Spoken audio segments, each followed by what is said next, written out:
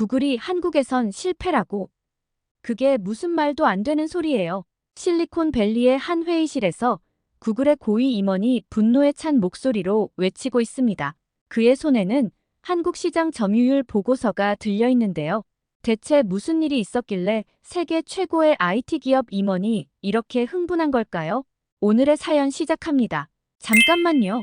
1초면 가능한 좋아요 버튼을 눌러주시면 영상 제작에 큰 힘이 됩니다. 안녕하세요.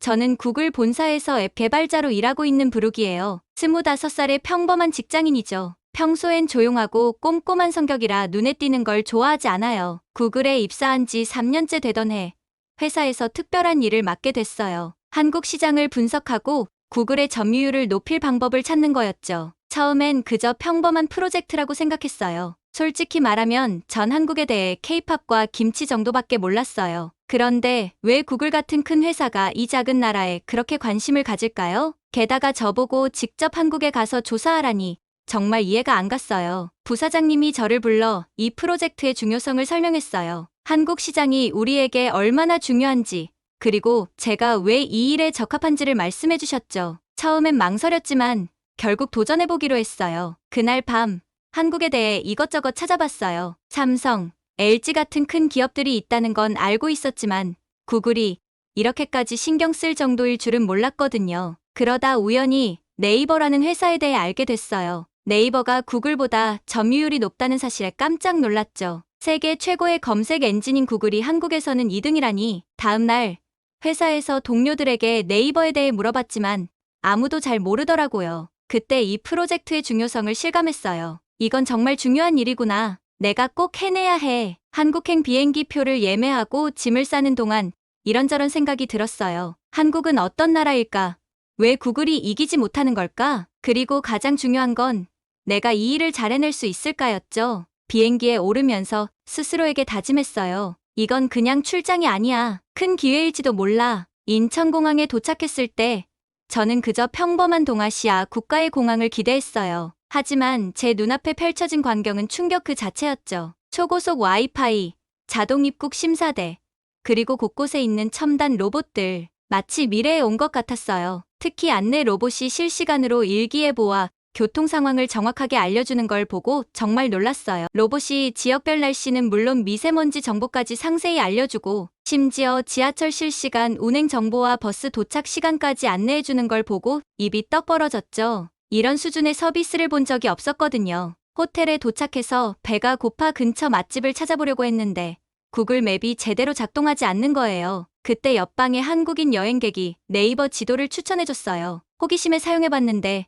정말 놀라웠어요. 실시간 버스 도착 정보, 지하철 출구별 정보, 심지어 건물 내부 지도까지 구글 맵에서는 볼 수 없었던 기능들이 가득했죠. 그날 밤 호텔 침대에 누워 이런저런 생각에 빠졌어요. 이제 겨우 하루 지났을 뿐인데 벌써 이렇게 많은 것을 보고 배웠다니. 앞으로 어떤 일들이 기다리고 있을까? 한국의 기술력이 정말 구글을 위협할 정도일까? 잠들기 전 일기장에 오늘의 경험을 적으며 내일은 또 어떤 놀라운 일들이 기다리고 있을지 기대에 부풀었어요. 이 특별한 프로젝트가 어떤 결과를 가져올지 설렘 반 걱정 반으로 잠에 들었답니다. 다음 날 아침 저는 일찍 일어나 서울 도심으로 향했어요. 지하철을 타고 가는 동안 주변 사람들을 관찰하며 놀라움을 감출 수 없었죠. 거의 모든 사람들이 스마트폰을 들여다보고 있었는데 그게 단순히 SNS나 게 아니었어요. 한 학생은 스마트폰으로 영어 단어를 공부하고 있었고 옆자리의 직장인은 화상회의를 하고 있었어요. 심지어 할머니 한 분은 스마트폰으로 장보기 목록을 체크하고 계셨죠. 이건 단순한 기기 사용을 넘어선 생활의 일부였어요. 강남역에 도착해 지하철에서 내리는데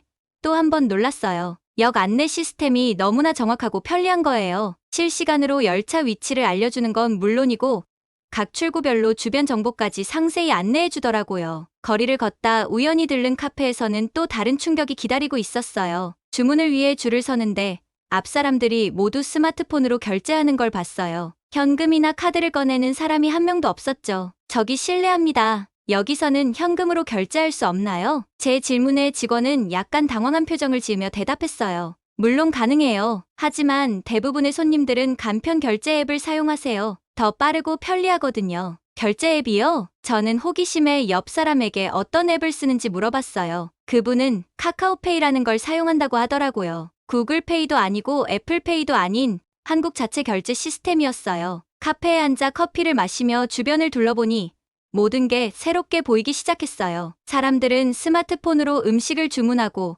택시를 부르고 심지어 은행 업무까지 처리하고 있었죠. 이건 단순히 편리한 수준을 넘어선 혁명적인 변화였어요. 문득 궁금증이 생겼어요. 이렇게 발달된 모바일 환경에서 구글의 서비스들은 어떻게 사용되고 있을까? 주변 사람들에게 물어보기 시작했죠. 혹시 구글 지도 사용하세요? 아니요.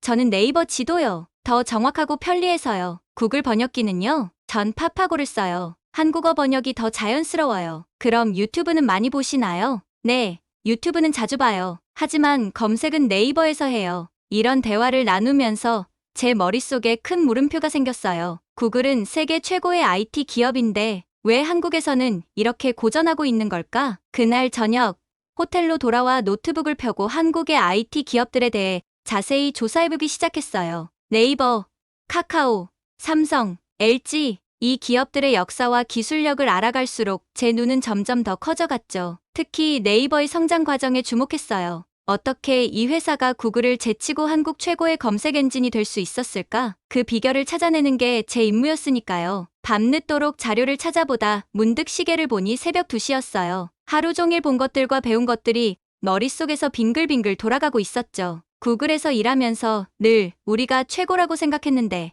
이제는 그 생각이 흔들리기 시작했어요. 잠들기 전 저는 다시 한번 다짐했어요. 이건 단순한 시장 조사가 아니야. 여기엔 우리가 배워야 할 무언가가 있어. 그리고 난 그걸 꼭 찾아내고 말 거야. 그렇게 저의 한국에서의 두 번째 날이 끝났어요. 아직 시작에 불과했지만 이미 제 생각의 많은 부분이 바뀌고 있었답니다. 앞으로 어떤 발견들이 저를 기다리고 있을지 정말 기대되더라고요. 다음 날, 저는 한국의 IT 시장에 대해 더 자세히 알아보기 위해 테크 분석 전문가를 만나기로 했어요. 그분은 유명한 IT 전문 컨설팅 회사의 대표로 한국 IT 업계의 동향을 가장 잘 아는 전문가 중 한 분이었죠. 강남의 한 카페에서 박지원 대표를 만났어요. 그는 세련된 정장 차림에 최신형 태블릿을 들고 있었죠. 안녕하세요. 브룩 씨, 구글에서 오셨다고 들었어요. 한국 시장에 대해 궁금한 점이 많으시겠어요. 박 대표의 친절한 인사에 긴장이 조금 풀렸어요. 네, 박 대표님. 사실 구글이 한국에서 고전하고 있다는 얘기를 듣고 충격을 받았어요. 도대체 어떤 이유에서일까요? 박 대표는 커피를 한 모금 마시고 이야기를 시작했어요. 브룩 씨,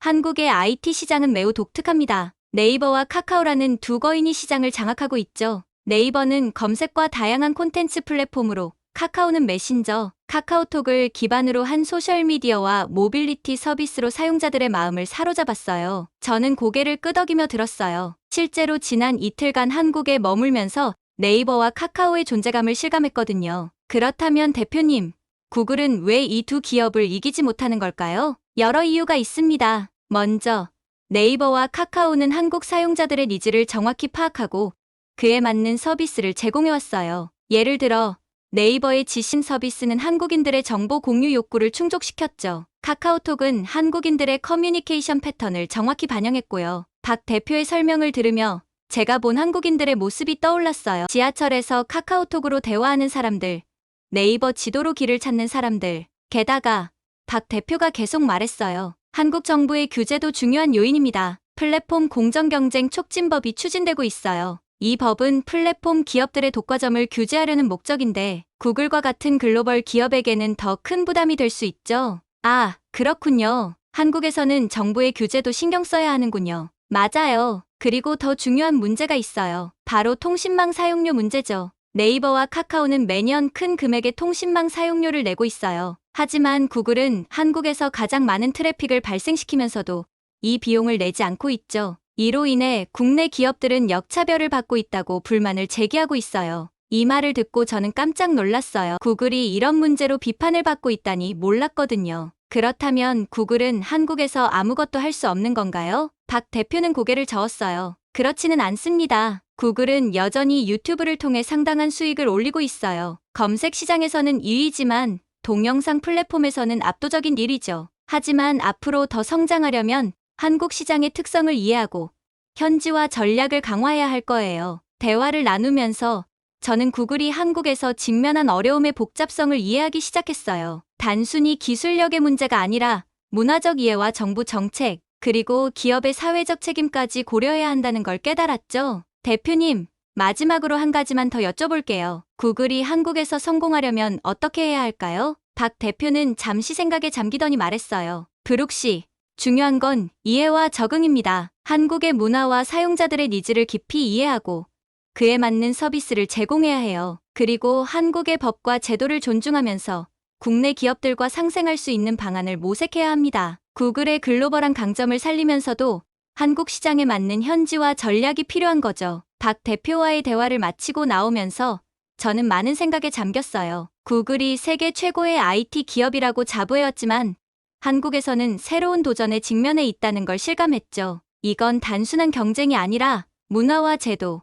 그리고 기업의 역할에 대한 깊은 고민이 필요한 문제였어요. 카페를 나와 거리를 걷는데 모든 것이 새롭게 보이기 시작했어요. 사람들이 사용하는 앱, 거리의 광고판, 심지어 지하철의 안내 시스템까지 모든 것이 한국만의 특별한 IT 생태계를 보여주고 있었죠. 그날 밤, 저는 노트북을 펴고 긴 보고서를 쓰기 시작했어요. 제목은 구글의 한국 시장 도전 기회와 과제였죠. 이 보고서가 구글의 한국 전략을 어떻게 바꿀지, 그리고 제 커리어에 어떤 영향을 미칠지 그때는 전혀 몰랐답니다. 다음 날 아침, 저는 한국의 스타트업 생태계를 직접 경험해보고 싶어 판교 테크노밸리로 향했어요. 이곳은 한국의 실리콘밸리라고 불리는 곳이라고 하더라고요. 지하철에서 내려 판교역 주변을 걷는데 세련된 유리 건물들이 줄지어 서 있는 모습이 인상적이었어요. 건물마다 네이버, 카카오, NC소프트 같은 유명 IT 기업들의 로고가 보이더라고요. 오늘 저는 한국의 유망한 스타트업들을 수년간 발굴하고 육성해온 전문가를 만나기로 했어요. 그분은 스타트업 엑셀러레이터에서 일하고 계셨는데 한국 스타트업 생태계에 대해 깊이 있는 통찰을 가지고 계셨죠. 그분을 만나 대화를 나누면서 한국의 스타트업 생태계가 얼마나 역동적인지 실감했어요. 특히 AI, 핀테크, 모빌리티 분야에서 한국 스타트업들이 두각을 나타내고 있다고 하더라고요. 비바리퍼블리카의 토스나 AI 의료 영상 분석 회사, 루닛 같은 기업들이 세계적으로 주목받고 있다는 말씀을 들으니 정말 놀라웠어요. 흥미로웠던 점은 한국의 대기업들과 스타트업들의 관계였어요. 네이버와 카카오 같은 기업들이 적극적으로 유망한 스타트업들을 발굴하고 투자한다고 해요. 때로는 인수합병을 통해 자사의 서비스를 강화하기도 한다고 하더라고요. 이런 대기업들의 지원이 한국 스타트업 생태계를 더욱 풍부하게 만들고 있다는 설명을 들으니 한국만의 독특한 생태계 구조가 눈에 들어왔어요. 그런데 구글 같은 글로벌 기업들의 역할에 대해 물어봤을 때 그분의 대답이 조금 충격적이었어요. 구글의 역할이 아직 제한적이라는 거예요. 구글 플레이를 통해 앱 개발자들에게 플랫폼을 제공하고는 있지만 한국 스타트업 생태계와의 직접적인 협력은 많지 않다고 해요. 오히려 많은 스타트업들이 구글을 경쟁자로 인식하고 있다는 말씀을 들으니 구글이 혁신의 선두주자라고 생각했던 제 인식이 흔들리더라고요. 그분께 구글이 한국의 스타트업 생태계와 더 잘 협력할 방법에 대해 물어봤어요. 그분의 조언은 명확했어요. 먼저, 한국의 문화와 시장을 더 깊이 이해해야 해요. 그리고 현지 스타트업들과의 협력 프로그램을 강화하는 것도 좋겠죠. 구글의 기술력과 한국 스타트업들의 아이디어를 결합한 새로운 서비스를 만들어낼 수 있을 거예요. 또한 한국의 규제 환경을 존중하면서도 혁신을 추구하는 균형 잡힌 접근이 필요해요. 이 대화를 통해 한국의 IT 생태계가 얼마나 복잡하고 다양한지 깨달았어요. 구글이 이곳에서 성공하려면 단순히 기술력만으로는 부족하다는 것도 알게 되었죠. 그날 저녁, 호텔로 돌아와 제 보고서에 새로운 섹션을 추가했어요. 한국 스타트업 생태계와의 협력 방안이라는 제목이었죠. 이 내용이 구글의 한국 전략에 어떤 변화를 가져올지, 그리고 한국의 IT 기업들과 어떤 새로운 협력 관계를 만들어낼지 상상하니 가슴이 뛰었어요. 잠들기 전, 저는 창밖으로 서울의 밤을 바라보며 생각했어요. 구글이 이 역동적인 시장에서 어떻게 새로운 길을 찾을 수 있을까? 그리고 나는 이 과정에서 어떤 역할을 할 수 있을까? 이 질문들에 대한 답을 찾는 것이 제 남은 한국 출장의 목표가 되었답니다. 한국에서 IT 생태계에 대한 관심이 커지면서 네이버 본사를 방문하고 싶어졌어요. 네이버가 구글의 강력한 경쟁자 중 하나라는 걸 알고 있었거든요. 특히 한국 시장에서는 독보적인 위치를 차지하고 있다고 하더라고요. 판교에 있는 네이버 본사에 갔는데 정말 미래에 온 것 같았어요. 건물에 들어서자마자 첨단 기술의 향연이 펼쳐졌죠. 로봇의 택배 커피 배달부터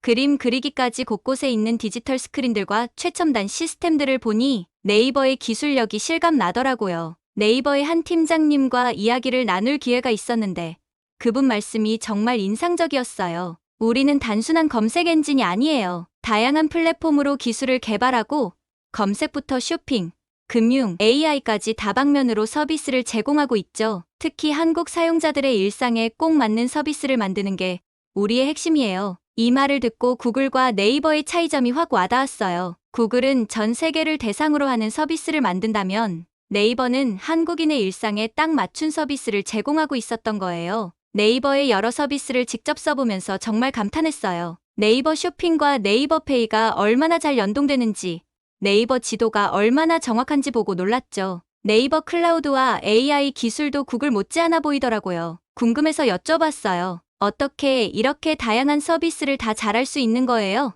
팀장님이 웃으시면서 대답해 주셨어요. 빠르게 결정하고 과감하게 투자하는 게 비결이에요. 그리고 한국 사용자들이 뭘 원하는지 정확히 파악하고 빠르게 대응하는 거죠. 매일 엄청난 양의 데이터를 분석해서 사용자들의 니즈를 파악하고 그에 맞는 서비스를 만들어내요. 네이버 방문을 마치고 나오면서 많은 생각이 들었어요. 구글의 글로벌한 시각과 네이버의 로컬 최적화 전략.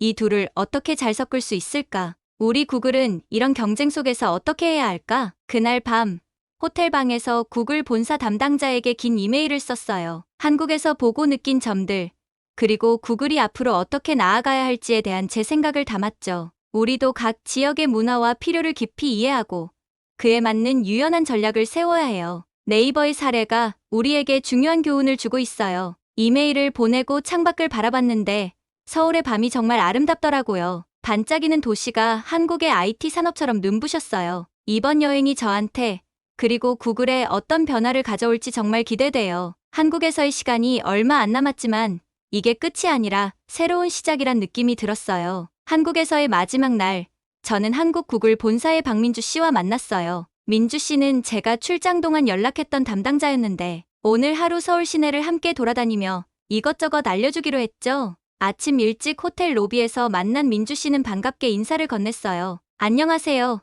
브룩 씨. 오늘 하루 잘 부탁드려요. 서울의 일상을 경험해보시면 좋겠네요. 우리의 첫 목적지는 강남의 한 스마트 카페였어요. 문을 열고 들어서자마자 민주 씨의 스마트폰으로 알림이 왔어요. 민주 씨가 폰을 보더니 웃으며 말했어요. 여기 들어오면 자동으로 와이파이에 연결되고 멤버십 포인트가 적립돼요. 편리하죠? 테이블에 앉아보니 메뉴판이 없었어요. 대신 테이블에 QR코드가 있더라고요. 민주 씨가 그걸 스캔하자 메뉴가 스마트폰에 나타났어요. 여기서 주문하고 결제까지 할 수 있어요. 민주 씨의 설명에 저는 눈이 휘둥그레졌어요. 와, 정말 편리하네요. 커피를 마시며 이야기를 나누고 있는데 갑자기 민주 씨의 폰으로 알림이 왔어요. 주문하신 아메리카노가 준비되었습니다. 민주 씨가 일어나 커피를 가져왔어요. 이런 시스템이면 직원이 필요 없겠어요. 제가 말하자 민주 씨가 웃으며 대답했어요. 맞아요. 요즘엔 인건비도 줄이고 효율성도 높이는 거죠. 그리고 코로나 이후로 비대면 서비스가 더 선호되고 있어요. 점심시간, 우리는 지하철을 타고 코엑스로 향했어요. 민주 씨가 스마트폰으로 교통카드 대신 결제하는 걸 보고 또 한 번 놀랐죠. 이거 정말 편리한데요?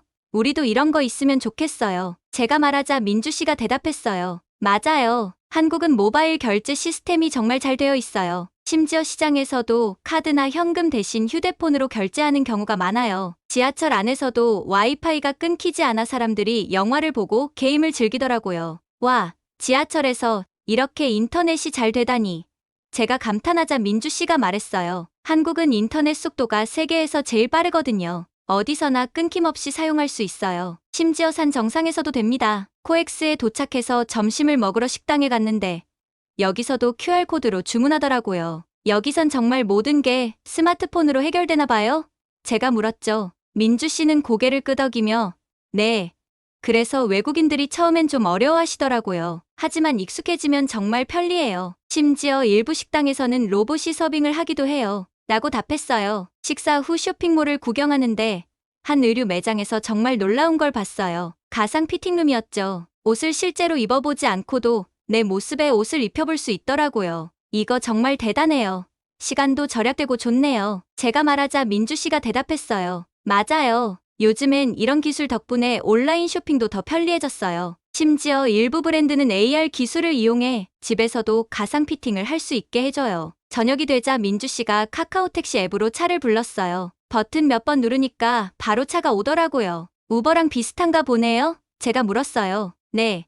비슷하지만 한국에선 카카오 택시가 훨씬 더 보편적이에요. 결제도 앱으로 자동으로 되니까 정말 편리하죠. 그리고 최근에는 자율주행 택시도 시범 운행 중이에요. 택시를 타고 가는 길에 민주 씨가 물었어요. 브룩 씨, 오늘 하루 어떠셨어요? 저는 잠시 생각에 잠겼다가 대답했어요. 정말 놀라웠어요. 한국이 이렇게 IT 강국일 줄은 몰랐어요. 구글에서 일하면서 첨단 기술을 다뤄왔다고 생각했는데 여기선 그런 기술이 정말 생활 속에서 살아 숨쉬고 있더라고요. 특히 모바일 결제나 인터넷 연결성 같은 부분에서 미국보다 훨씬 앞서 있는 것 같아요. 민주 씨는 웃으며 말했어요. 그렇죠. 한국은 IT 인프라가 잘 갖춰져 있고 사람들도 새로운 기술을 받아들이는 속도가 빨라요. 그래서 기업들도 계속해서 혁신적인 서비스를 내놓고 있죠. 하지만 아직 개선해야 할 점도 많아요. 예를 들어 개인정보 보호나 디지털 격차 같은 문제들이요. 호텔로 돌아와 짐을 싸면서 이번 출장에서 배운 것들을 정리해봤어요. 한국의 IT 기업들은 단순히 기술만 좋은 게 아니라 그 기술을 사람들의 일상에 녹여내는 능력이 뛰어나더라고요. 구글도 이런 부분을 정말 많이 배워야 할 것 같았어요. 비행기를 타기 전 마지막으로 쓴 보고서의 결론은 이렇게 마무리했어요. 구글이 한국 시장에서 성공하려면 우리의 글로벌한 기술력을 한국의 특수한 문화와 결합해야 합니다. 빠르게 변화하는 이 시장에 맞춰 우리도 더 빠르고 유연하게 움직여야 해요. 한국은 우리에게 도전이자 기회입니다. 특히 모바일 결제, 5G 네트워크, AI 기술 등의 분야에서 우리가 배울 점이 많습니다. 동시에 우리의 강점인 글로벌 네트워크와 빅데이터 분석 능력을 활용해 한국 시장에 맞는 새로운 서비스를 개발해야 합니다. 다음 날 아침, 저는 상쾌한 마음으로 구글 본사로 향했어요. 한국에서의 경험을 팀원들과 공유하고 싶었거든요. 회의실에 모인 동료들 앞에서 제가 본 한국의 IT 생태계에 대해 열정적으로 설명했어요. 여러분, 우리가 생각했던 것보다 한국 시장은 훨씬 더 발전되어 있어요. 특히 모바일 결제,